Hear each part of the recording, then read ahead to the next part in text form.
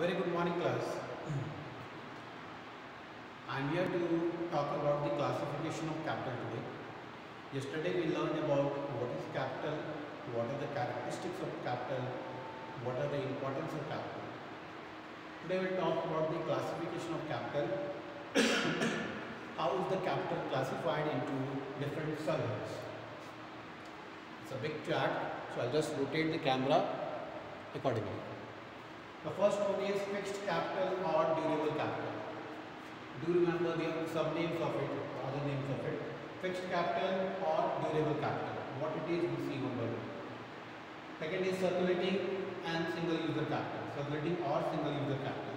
The other name of circulating is single user capital. Sum capital or specialized capital. Sum capital or specialized capital. Floating capital or free capital. Floating capital or free capital. Remunerating capital and auxiliary capital. Remunerative and auxiliary. Material capital and personal capital. Material capital and personal capital. Next is real capital, money capital, debt capital. Real capital, money capital, debt capital. The next is production capital, consumption capital. Production capital, consumption capital. Internal capital, external capital. And the last is human capital. So these are the various classification or various categories of the capital. One by one we'll see what it is all about. What are these capitals? Once I get over with the video, once I get over with the class, it will be your duty to go through it, learn it and read it once. Then only you can get over with this, then only you can fix your command over the topic. Before I start the description part, your homework would be to write down the question answer from question number 9 to question number 25, short question answer on page number 30 in your book. Question number 9 to question number 25. Okay, and this should not be submitted tomorrow. Today is Tuesday. Okay, today is Tuesday and the date is 20th of April. So you can submit, you can take a week, you can submit by next Monday or Tuesday. Okay. So the first one, here we go, first one. Fixed capital, fixed or durable capital. As you can go with the name, fixed capital or durable capital. Durable is one which has a longer life. Fixed capital is one which remains fixed. Okay. Fixed capital or durable capital means capital which can be used again and again. Means many a times. Which can be used multiple times. That is called as durable capital or fixed capital. The example for this capital would be machineries that we have in the organization. All the organization, all the productive organizations have the machineries. So this will fall under the category of fixed capital. Second is circulating or single user capital. Circulating or single user capital means a capital which can be used for only once. A capital which can be used for only once. Once it is used, the life of it gets over. Now, the example of single or circulating capital would be the raw materials. The raw materials. Now, the moment a raw material is used for the production purpose, the life of the raw material is over. Means it cannot be reused, it cannot be used again like fixed or durable capital. Yes or no? Next is sunk capital or specialized capital. See the name, sunk or specialized. As the name indicates, it's a specialized capital.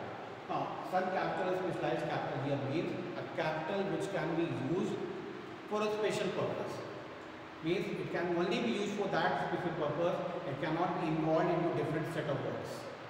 For example, in an organization or in an office, we see that there is a printing machine. Now the printing machine or the printer is concerned with the printing part. It can only print out the papers. It cannot be involved in typing. It cannot be involved in other modes of investment or other modes of involvement. Okay, so specialized capital is one which is regarded or which is used for a single purpose only, for a specialized purpose. So here the printing machine can only be used for the printing of papers. It cannot be involved into other set of work or other works. Okay. Next is floating capital or free capital. Floating capital or free capital. Floating capital or free capitals are those capitals which can be used for alternative lines of production. Which can be used for alternative lines of production. Means a multiple work can be carried out from a single investment, from a single capital. That is what it means to say. The example would be electricity. Electricity can be used for running of machineries.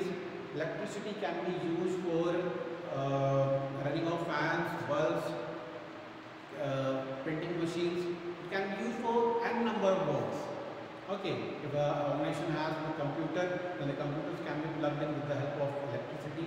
So this is such type of capital which, when made investment, can be helpful in the production of different goods, or production of different works.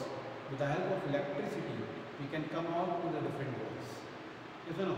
So this is floating capital or free capital. The first was fixed or durable capital, wherein it can be used for a different works, or it has a longer life. Okay, means can be used again and again. Example was machinery. Circulating or single user capital was those which can be put for a single use. Example was raw material. Sunk capital or specialized capital is one which is specialized to a particular use only. Like for example, printing machine. Floating capital or free capital is one which have alternative lines of production. Means different works can be carried out from the investment which is made on that capital. The examples are electricity. Electricity is the best example for this. Steel would be another example. Milk would be another example. Okay, different works can be carried out. With the help of milk, we can prepare the cheese, we can prepare the butter, we can prepare the yogurt, or different things of work, or different works that can be carried out. Okay. So next I'll continue in the next video because it's getting lengthier. So next part I'll continue with in the next video class. Thank you.